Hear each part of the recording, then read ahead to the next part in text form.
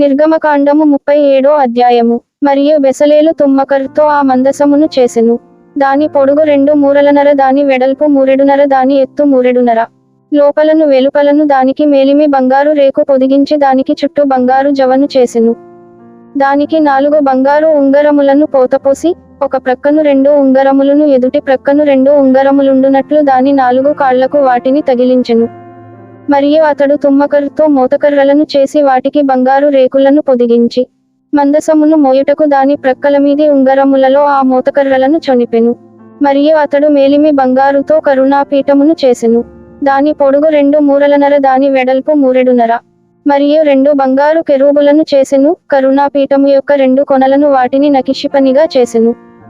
ఒక్కొక్క కొనను ఒక్కొక్క కెరూబును కరుణాపీఠముతో ఏకాండముగా దాని 2 కొనల మీద కెరూబులను చేసెను. ఆ కెరూబులు పైకి విప్పిన రెక్కలు గలవై కరుణాపీఠమును తమ రెక్కలతో కప్పెను.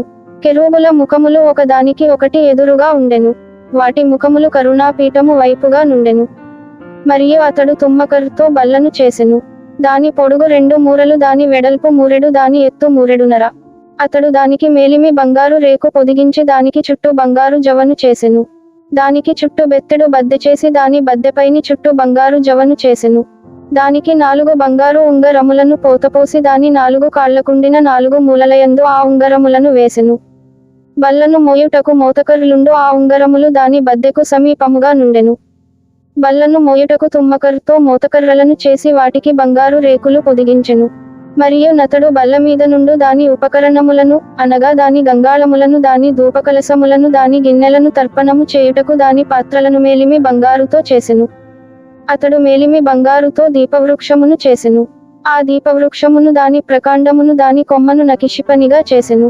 దాని కలసములు, మొగ్గలు, పువ్వులు ఏకాండమైనవి. దీపవృక్షము యొక్క ఇరు ప్రక్కల నుండి 3 కొమ్మలు, అట్లు దాని ప్రక్కల నుండి 6 కొమ్మలు బయలుదేరినవి.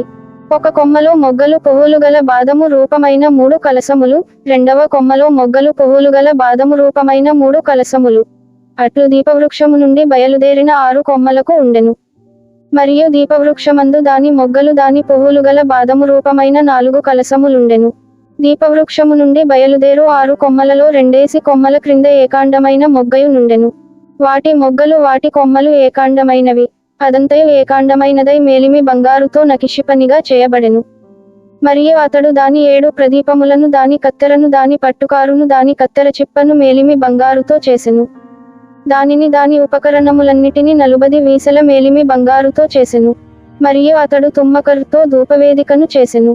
దాని పొడుగు 3, దాని వెడల్పు 3, అది చచ్చౌకముగా నుండెను. దాని ఎత్తు 2 మూరలు, దాని కొమ్ములు ఏకాండమైనవి. దానికి, అనగా దాని కప్పుకును, దాని 4 ప్రక్కలకును, దాని కొమ్ములకును మేలిమి బంగారు రేకులు పొదిగించి దానికి చుట్టూ బంగారు జవను చేసెను. దాని మోయు మోతకర్రలకు స్థలములుగా దానికి 2 ఉంగరములను బంగారుతో చేసి దాని 2 ప్రక్కలయందు, దాని 2 మూలలయందు దాని జవకు దిగువను వాటిని వేసెను. దాని మోతకర్రలను తుమ్మకర్తో చేసి వాటికి బంగారు రేకులను తాపెను. అతడు పరిశుద్ధమైన అభిషేక తైలమును, స్వచ్ఛమైన పరిమళ ధూపద్రవ్యమును, పరిమళ ద్రవ్యముల మేళకునిచేత చేయించెను.